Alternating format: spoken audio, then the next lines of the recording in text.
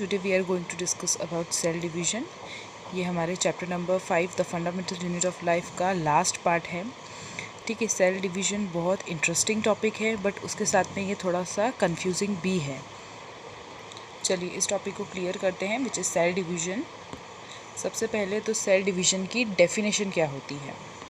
देखो, जो previous videos में हम बात कर रहे थे सेल डिस्कवरी की, तो उसमें एक टॉपिक आया था सेल थ्योरी. उस सेल थ्योरी के अंदर क्या बताया गया था कि न्यू सेल्स कहाँ से आते हैं, प्री एग्जिस्टिंग सेल से आते हैं. प्री एग्जिस्टिंग सेल्स ठीक है, पर उनसे न्यू सेल्स कैसे बने. न्यू सेल बनते हैं सेल डिवीज़न से. तो सेल डिवीज़न क्या है, वो एक ऐसी प्रोसेस है जिसमें सेल ऑलरेडी प्रेजेंट है, उनसे न्यू सेल्स बनते हैं. और पुराने सेल्स क्या करते हैं, अपने आप को डिवाइड करते हैं, तोड़ते हैं, जिसकी वजह से आपके न्यू सेल्स बनते हैं. तो क्या हुआ, तो सेल डिवीज़न क्या है, it is the process of division of cells into new cells. चलिए डेफिनेशन भी हमने क्लियर कर ली. अब बात ये आती है कि सेल डिवाइड ही क्यों करता है. अब इसके 3 रीज़न. सबसे पहले ग्रोथ ऑफ ऑर्गेनिज्म. देखो, हमने 2 ऑर्गेनिजम्स पढ़े, यूनिसेलुलर ऑर्गेनिजम्स और multi cellular organisms. Unicellular organisms क्या होते हैं, यूनिसेलुलर ऑर्गेनिजम्स क्या होते हैं, जो कि एक ही सेल के बने होते हैं. और मल्टी सेलुलर क्या होते हैं, जिसमें बहुत सारे ऑर्गेनिजम्स का सेल बनता है, वो होते हैं. हम ह्यूमन बीइंग्स भी मल्टी सेलुलर ऑर्गेनिजम्स में ही आते हैं. हमारी बॉडी में भी मिलियंस और बिलियन सेल्स प्रेजेंट होते हैं. फॉर एग्जांपल, ये एक इतना सा छोटा सा सेल है, अब इसको इतना बड़ा सेल बनाना है, ठीक है, या इसको इतना बड़ा ऑर्गेनिज्म बनाना है, तो उसके लिए क्या करना पड़ेगा, सेल को अपना नंबर बढ़ाना पड़ेगा. तभी तो, मतलब जैसे ये एक ऑर्गेनिज्म है, इसमें ये एक सेल है, तो अब ये सेल क्या करेगा, ये डिवाइड करेगा और इसमें बहुत सारे सेल्स को बनाएगा. अंडरस्टैंड, ताकि एक लिविंग ऑर्गेनिज्म ग्रो कर सके. तो एक रीज़न क्या हुआ ऑर्गेनिजम्स का, ताकि ऑर्गेनिजम्स की ग्रोथ हो. अब सेकंड रीज़न क्या है, replace old dead and injured cells. हमारी बॉडी में बहुत सारी एक्टिविटीज़ चलती रहती हैं. कई सेल्स क्या होते हैं जो अपनी लाइफ साइकिल को कंप्लीट करते हैं. साइकिल को कंप्लीट करके अब वो क्या हो जाते हैं, बूढ़े हो जाते हैं. मतलब उनके फंक्शंस परफॉर्म करने की उनमें इतनी कैपेसिटी नहीं होती है, तो उनको रिप्लेस करना. इसके साथ ही साथ कई बार ऐसा भी होता है, सेल में कुछ डैमेज आ जाता है, कुछ इंजरीज आ जाती हैं, चोट लग जाती है. तो ऐसे सेल्स जो पुराने हो चुके हैं या किसी वजह से डैमेज हो चुके हैं, इंजर्ड हैं या मर चुके हैं, उन सेल्स को रिप्लेस करना पड़ता है नए सेल्स से. ऑब्वियस सी बात है ना कि हर सेल इतना इंपॉर्टेंट फंक्शन परफॉर्म कर रहा है, तो अब अगर इनमें से एक सेल को हटा दे तो फिर कैसे काम चलेगा. इस तरह से तो सेल कम होते जाएंगे. इसलिए old dead and injured cells को न्यू सेल्स से रिप्लेस करना पड़ता है. तो सेल डिवीज़न का सेकंड रीजन क्या हुआ, replace old dead and injured cells. Dead injured cell को न्यू सेल से हमने क्या कर दिया, रिप्लेस कर दिया. राइट. अब हम बात करते हैं गैमेट फॉर्मेशन की. गैमेट फॉर्मेशन क्या होता है. सबसे पहले तो इस रीजन को समझने से पहले हमको क्रोमोसोम्स को समझना होगा. अभी तक हमने बहुत बेसिक देखा है क्रोमोसोम्स का. क्रोमोसोम्स कहाँ मिलते थे, कहाँ प्रेजेंट होते थे, न्यूक्लियस के अंदर प्रेजेंट होते थे. न्यूक्लियस के अंदर हमने 2 मटेरियल देखे थे, एक देखा था हमने न्यूक्लियोलस और एक देखा था हमने chromatin material. Chromatin material cell division के टाइम पर कंडेंस होकर क्या बनाता था, क्रोमोसोम्स बनाते थे. और क्रोमेटिन मटेरियल और न्यूक्लियोलस कहाँ पे प्रेजेंट होते हैं, न्यूक्लियोप्लाज्म में. और इन क्रोमोसोम्स के अंदर क्या प्रेजेंट होता था, डीएनए एंड आरएनए, या सॉरी डीएनए एंड प्रोटीन. और डीएनए के पास में क्या होता था, जीन्स होते थे. तो अब हमें ये जो थर्ड रीजन है ना डिवीज़न का, इसको समझने के लिए कि गैमेट्स क्या होता है, इसका फॉर्मेशन क्यों होता है, उसे समझने के लिए हमें सबसे पहले ये समझना होगा कि बेसिक स्ट्रक्चर ऑफ क्रोमोसोम्स क्या है. हम क्रोमोसोम्स की जब बात करते हैं तो कुछ इस तरह का स्ट्रक्चर हमको देखने को मिलता है ना. आपने बुक में भी देखा होगा, ये एक बेसिक स्ट्रक्चर है क्रोमोसोम्स का. ये क्या है, एक क्रोमोसोम्स है.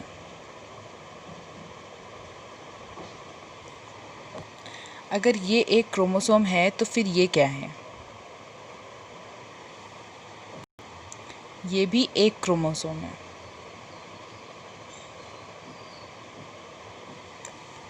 तो फिर फ़र्क क्या हुआ क्रोमोसोम में, दोनों ही वन क्रोमोसोम है लेकिन स्ट्रक्चर डिफरेंट है दोनों का. एक्चुअली में क्या है, ये है एक अनपेयर्ड क्रोमोसोम. क्या होता है अनपेयर्ड क्रोमोसोम, मतलब कि इसका कोई पेयर नहीं है. तो फिर इसको क्या बोलेंगे हम? कॉमन सी बात है, ये है पेयर्ड क्रोमोसोम।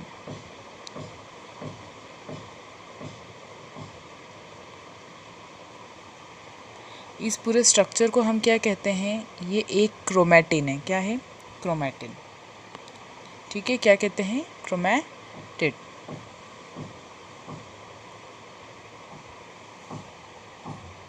वही इन क्रोमैटिड्स ने अपने जैसी एक और क्रोमैटिड बना ली, तो उन्हें हम क्या कहेंगे? पेयर्ड क्रोमैटिड कहेंगे या क्रोमोसोम्स कहेंगे। और ये इसकी जैसी फिर दूसरी बनाती है तो उसको हम कहेंगे सिस्टर क्रोमैटिड।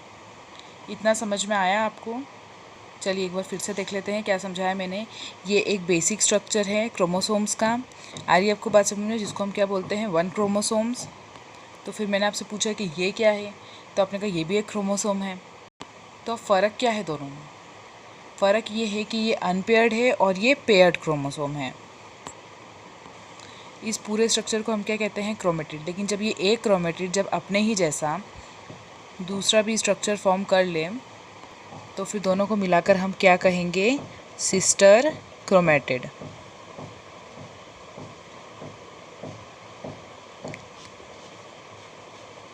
आ रही है आपको बात समझ में? और इस तरह के क्रोमोसोम्स को हम क्या कहते हैं? पेयर्ड क्रोमोसोम्स कहते हैं। राइट। अब हमने बात करी थी गैमेट फॉर्मेशन की। एक एग्जांपल से हम समझते हैं, हम ह्यूमन बॉडी को ही एक एग्जांपल देते हैं। ह्यूमन सेल के अंदर प्रेजेंट होते हैं 46 क्रोमोसोम्स। ठीक, कितने प्रेजेंट होंगे? 46 क्रोमोसोम्स प्रेजेंट होंगे एक ह्यूमन सेल में। अब क्या होता है कि इन क्रोमोसोम्स को डिवाइड करना पड़ता है।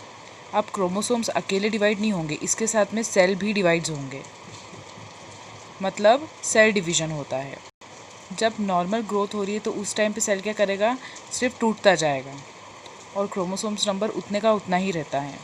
अब जैसे एक ह्यूमन सेल है, उसके अंदर है 46 क्रोमोसोम्स। अब अगर मैं उसको बोलूँ कि आपको एक सिंपल सा सेल बनाना है, एक नया सेल बनाना है, मतलब कि एक सोमैटिक सेल बनाना है, तो अब इसने क्या किया? इसने भी दूसरा सेल बना लिया और इसके साथ में इसके पास में भी क्या आ गए? 46 क्रोमोसोम्स आ गए। लेकिन अब इसने बोला है कि गैमेट बनाना है, तो गैमेट बनाना है तो क्या होगा? गैमेट भी एक सेल ही होता है, लेकिन उसके अंदर क्रोमोसोम्स जो हैं वो हाफ़ हो जाते हैं, या ऐसा बोल लो कि क्रोमोसोम्स का जो नंबर होता है वो हाफ़ हो जाता है।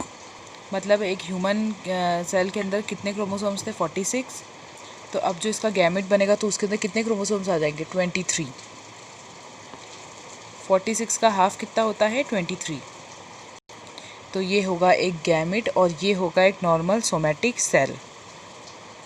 अब क्वेश्चन ये है कि ये गैमेट बनता ही क्यों है? एक प्रोसेस होती है रिप्रोडक्शन की। रिप्रोडक्शन की प्रोसेस के अंदर क्या होता है? एक न्यू ऑर्गेनिज्म बनता है। मतलब जितनी भी हमारी जनरेशन आ रही है, हमारे दादा दादी, हमारे नाना नानी, हमारे पापा मम्मी, फिर हम, ये सब कैसे हो रहा है? ये सब एक रिप्रोडक्शन की प्रोसेस से ही होता आ रहा है। एक न्यू लिविंग एक दूसरी लिविंग बॉडी से एक दूसरी लिविंग बॉडी का बनना रिप्रोडक्शन कहलाता है। अब ह्यूमन बीइंग के अंदर रिप्रोडक्शन कैसे होता है? एक हुआ मेल पेरेंट और एक हुआ फीमेल पेरेंट। अब मैंने आपको बताया था कि हमारी बॉडी जो है वो बड़ी स्मार्ट होती है। सब फंक्शंस को परफॉर्म करने के लिए अलग अलग सिस्टम्स उनने तैयार करके रख रखे हैं। रिप्रोडक्शन की प्रोसेस को परफॉर्म करने के लिए भी बॉडी के अंदर होते हैं रिप्रोडक्टिव ऑर्गन्स। बस अभी आप सिर्फ नाम समझ लो। अगर नाम समझ में नहीं आ रहे तो बस इतना ध्यान रखो कि जब रिप्रोडक्शन की बात होती है, अगर प्लांट्स भी रिप्रोड्यूस करते हैं और एनिमल्स भी रिप्रोड्यूस करते हैं। अभी हम एग्जांपल ले रहे हैं ह्यूमंस की, यानी कि हमको एक मेल पेरेंट्स चाहिए होता है और एक फीमेल पेरेंट चाहिए होता है। और क्या होगा? दोनों की बॉडी के अंदर ही रिप्रोडक्टिव ऑर्गन होंगे। क्या होंगे? Reproductive organs. अब ये जो रिप्रोडक्टिव ऑर्गन्स है, इनके अंदर भी क्या प्रेजेंट होता है? सेल्स प्रेजेंट होते हैं। तो अब ये क्या करेंगे?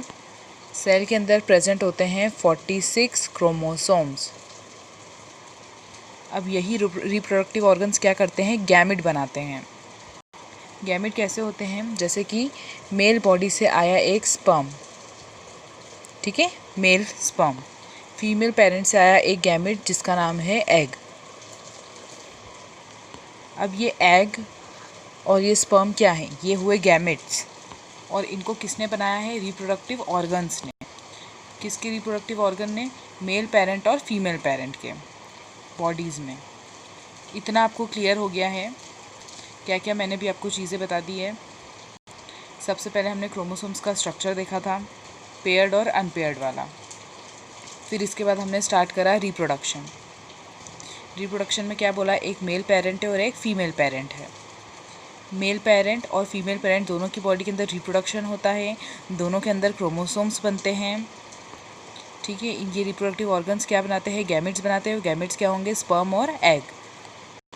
अब देखने वाली बात ये है कि जो रिप्रोडक्टिव ऑर्गन्स के अंदर जो सेल होते हैं उनमें होता है क्रोमोसोम्स 46 नंबर का, और जो ये गैमेट्स बना रहे हैं इनमें क्रोमोसोम्स नंबर क्या हो जाता है, हाफ हो जाता है। ऐसा क्यों होता है, क्योंकि रिप्रोडक्शन के टाइम पे क्या होता है कि ये जो दोनों गैमेट्स हैं ये फ्यूज़ हो जाते हैं आपस में। अब मैंने बोला कि 46 इसमें भी है, 46 इसमें भी, अब स्पर्म और एग्स के अंदर भी 46 डाल दिए। तो अब क्या होगा कि जब ये फ्यूज़ हो जाएंगे ना, जब ये कंबाइन हो जाएंगे, तो जब सेल बनेगा ना तो उसमें 92 क्रोमोसोम्स हो जाएंगे। अब यहाँ तो पूरा जेनेटिक्स ही बिगड़ गया। ऐसा नहीं होता है, इसीलिए बहुत स्मार्ट होते हैं सेल। उन्होंने क्या करा कि क्रोमोसोम्स नंबर को ही हाफ कर दिया कि अब तुम फ्यूज़ हो, तुम्हारे पास में भी 23 है, तुम्हारे पास में भी 23 है। तो जो सेल बनेगा वो कितने का बनेगा, वापस 46 ऑफ क्रोमोसोम्स का बनेगा, जो कि परफेक्ट है किसके लिए, ह्यूमन बींग्स के लिए। आई बात समझ में? तो ये होता है आपका गैमेट फॉर्मेशन। ये भी एक टाइप का सेल डिवीज़न ही हो रहा है। तो इतना समझ में आ गया आपको गैमेट फॉर्मेशन क्यों ज़रूरी होता है रिप्रोडक्शन के लिए। एक नया ऑर्गेनिज्म बनता है पेरेंट ऑर्गेनिज्म से, इसलिए रिप्रोडक्शन होता है। और रिप्रोडक्शन में क्या बनता है, गैमेट्स बनता है जो मेल बॉडी से फीमेल बॉडी से आते हैं, जो कि कंबाइन होते हैं और न्यू सेल तैयार करते हैं, जिसके अंदर वापस वो कितने हो जाते हैं, 46 क्रोमोसोम्स हो जाते हैं।